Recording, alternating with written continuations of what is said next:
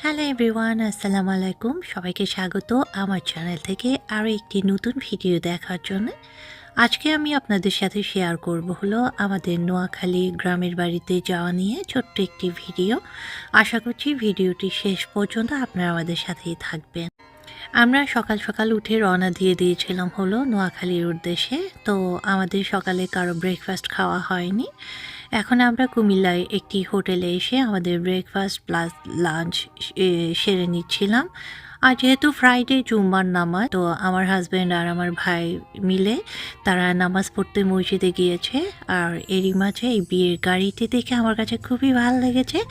তখন আমি এটি ছোট্ট একটি ভিডিও নিয়ে নিয়েছিলাম। যদিও আমার খুব ইচ্ছে করছিল যে বরকনের সাথে দেখা করার, বাট আনফর্চুনেটলি তা আর হয়ে ওঠেনি। আমরা এখন কুমিল্লা থেকে চলে এলাম হলো নোয়াখালীর চৌমুহনী শহরে। তো এখান থেকে আমরা এখন আমাদের গ্রামের বাড়ির জন্য কিছু মিষ্টি নিয়ে যাব। যদিও আমার খুব ইচ্ছে ছিল চৌমুহনীর শ্রীকৃষ্ণ মিষ্টান্ন ভাণ্ডার থেকে মিষ্টি নেওয়ার, ওদের মিষ্টি অনেক নাম করা।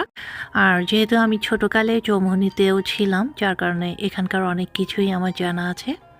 বাট আমাদের সময় স্বল্পতার কারণে আমাদের আর সেখানে যাওয়া হয়নি।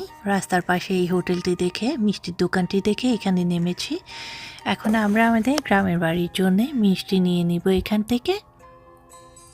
যদিও আমরা আমাদের গ্রামের বাড়িতে বেশিক্ষণ থাকবো না, আমরা আধা ঘন্টার জন্য যাচ্ছি। কারণ আমার আব্বুর কবরটা জিয়ারত করা দরকার ছিল। আব্বু মারা যাওয়ার পরে এই প্রথম দেশে আসছি। তো আব্বুর কবরই বেসিক্যালি জিয়ারত করার জন্য আমরা আমাদের গ্রামের বাড়িতে যাচ্ছি। তাই আমরা সাথে করে আম্মুকে নিয়ে আসিনি। আম্মুর শরীর একটু খারাপ ছিল, যার কারণে আব্বুর বাসায় ঢাকাতে রেখে এসছি। তো আমরা হয়তো নোয়াখালীতে 1 দিন কি 2 দিন থাকবো, তারপর আবার ঢাকাতে ফিরে যাব। তো এখান থেকে মিষ্টি কিনে আমরা এখন আমাদের গ্রামের বাড়ির উদ্দেশ্যে রওনা দিয়ে দিলাম। আমরা এখন ফাইনালি আমাদের গ্রামের বাড়িতে এসে পৌঁছে গিয়েছি। এই যে ওয়ালটি দেখতে পাচ্ছেন, এটি হচ্ছে আমাদের বাড়ির বাউন্ডারি। আর গেটের ওই পারে হচ্ছে আমার দাদুর বাড়ি। তা আমার আব্বু এই বাড়িটি করে আমার যখন জন্ম হয় ওই সময়ে এই বাড়িটি করে এখানে মুভ হয়ে আসে। আর আমরা এখন আমাদের ঘরে বেশিক্ষণ থাকিনি, অল্প কিছুক্ষণ থেকে বের হয়ে চলে এসেছিলাম, যেহেতু আম্মু আসেনি। তো কেমন যেন দম বন্ধ লাগছিল। তো ওখান থেকে এখন আমি আমার আব্বুর কবর জিয়ারত করতে চলে এলাম। এসে খুবই মন খারাপ হয়ে গিয়েছিল আমাদের সবার, কারণ দেশে এসে আব্বুকে দেখতে পারবো না এটি আসলে কল্পনাও করিনি। তো যাই হোক, সবাই একদিন যেতে হবে, মেনে নিতে হবে, কোনো উপায় নেই। এখন আমরা আব্বুর কবর জিয়ারত করে তারপর দাদুর বাড়ির দিকে চলে যাচ্ছি। আর এই যে আপনারা গেটটি দেখতে পাচ্ছেন, এই গেটটি ছিল হলো আমাদের 200-300 বছরের পুরনো একটি গেট। আমাদের বাড়িতে ঢুকতে মোট 3টে গেট ছিল। তো তার মধ্যে একটি অলরেডি ভেঙে গিয়েছে, আর এই বড় গেটটি অলমোস্ট ভেঙে যাচ্ছিল। তো গত বছর এটিকে আবার নতুন করে করা হয়, যার কারণে পুরনো যে এই ঐতিহ্য, পুরনো যে সৌন্দর্য, ওটি আসলে নষ্ট হয়ে গিয়েছে। আর এটি হচ্ছে আমাদের বাড়ির আরেকটা দিঘির ঘাট। আর এই দিঘির ঘাটে আমাদের অনেক অনেক মেমোরি জড়িত। আমরা যখন ছোটোকালে গ্রামের বাড়িতে বেড়াতে আসতাম, তখন এই দিঘির ঘাটে আমাদের অনেক দুষ্টুমি করতাম, গোসল করতাম, তারপরে এখানে আমরা আবার মাছ ধরতাম, অনেক দুষ্টুমি করতাম, অনেক মেমোরি এই দিঘির ঘাটে আমাদের। তো আমরা যখন গ্রামের বাড়িতে বেড়াতে আসতাম, তখন এই দিঘির ঘাটের সামনে এলে আমরা ঘরে যেতে চাইতাম না, আমরা এইখানেই নেমে পড়তাম, সারাটা দিন এখানে দুষ্টুমি করতাম। আর আমাদেরকে কেউ কিছু বলতো না, যেহেতু আমরা বাড়ির গেস্ট ছিলাম। মানে অনেক দিন পরে পরে আমরা বেড়াতে আসতাম, তো আমাদেরকে কেউ কিছু বাধা দিত না। বাট বাড়ির মহিলারা, বাড়ির ভেতর আরও 2টো নাকি 3টা পুকুর আছে, ওনারা ওখানেই গোসল করতো। আমি এখন আমার দাদুর বাড়িতে চলে এলাম।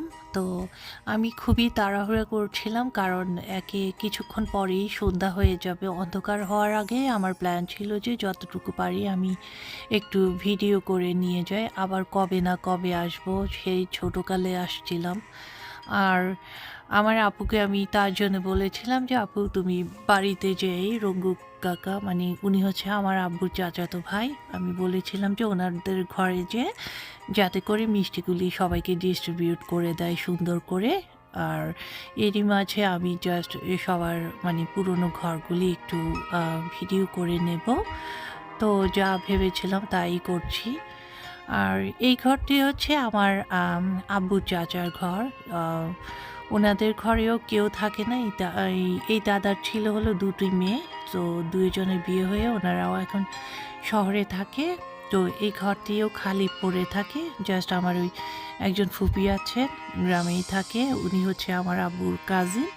তো ওনারাই দেখাশোনা করে এই ঘরটি এখন।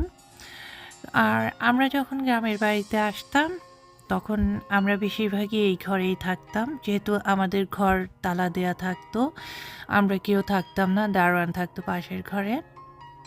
তো ওই ঘরে আমরা থাকতে চাইতাম না। আমরা যাওয়ার আগে সেই সব কিছু পরিষ্কার-টরিষ্কার করে রাখতো। তারপর কেমন যেন একটা বন্ধ গন্ধ আসতো।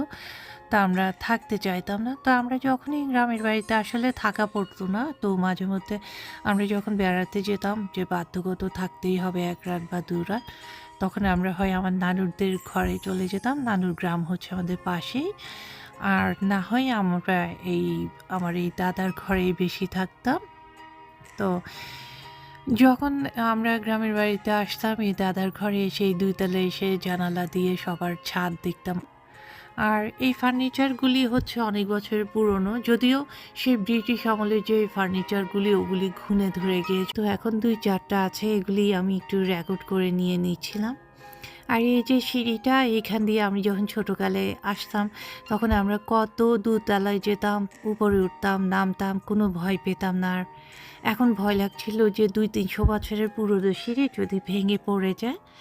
কিন্তু মাশাআল্লাহ, মাশাআল্লাহ বিল্ডিংটা এখনও অনেক মজবুত। সিঁড়ি দিয়ে আমি যে উঠলাম নামলাম একটুও কাঁপেনি, খুবই মজবুত।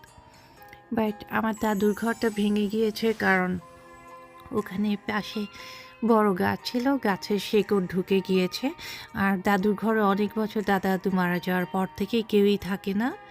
আর এখন শুনলাম ওই ঘরটি ভেঙে নাকি আবার আমার চাচাতো ভাই নতুন করে করবে।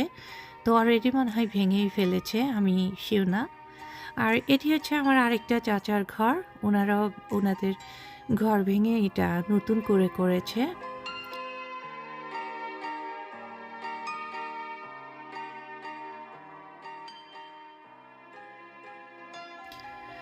তো গ্রামের বাড়িতে এসে আমার যা অবাক লাগলো একটা বিষয়, তা হচ্ছে মানুষজন এখন অনেক কম মানুষ। যেমন আগে সবাই তো মরেই গিয়েছে, আর যারা আছে সবাই শহরে থাকে। তো ২-৪ জন চাচা-চাচী ওনারা যারা আছেন তারা এখনো আগের মতোই আন্তরিক। কারণ আমরা যখন গ্রামের বাড়িতে বেড়াতে যেতাম তখন আমাদের এই চাচিরাই আমাদেরকে রান্না করে খাবার পাঠাতো। আর না হয় সবার ঘরে ঘরে দাওয়াত থাকতো, সকালে, দুপুরে, রাতে দাওয়াত থাকতো। তো তারা এখনও সেই জিনিসটা ধরে রেখেছে। যেমন আমরা আসছি আধা ঘন্টার জন্যে, ওনারা কিন্তু জানতো না যে আমরা আসবো। বাট এই আধা ঘন্টার মধ্যেই ওনারা আমাদের জন্যে চা নাস্তার ব্যবস্থা করে ফেলেছেন। তারপর অনেকে তো রাতে খাবার জন্যে জোরাজুরি শুরু করলো। বাট আমরা থাকবো না। এরপরে আমরা এখান থেকে আমার নানুর বাড়িতে যাব। ওখানেও মিষ্টি দিতে হবে। তারপরে আমার আন্টির বাড়িতে যাব। তা আমাদের সময় অনেক কম থাকায় আমরা সবার ঘরে যেতে পারিনি। আর যেহেতু আম্মু আসেনি, সবার ঘরে যাওয়া হয়নি সেইভাবে। তো আমি আমার আজকের ব্লগটি এখানেই শেষ করতে যাচ্ছি। দেখা হবে আমার নেক্সট নোয়াখালীর ব্লগ নিয়ে। সে পর্যন্ত আপনারা ভালো থাকবেন, সুস্থ থাকবেন আর আমাদের জন্য দোয়া করবেন।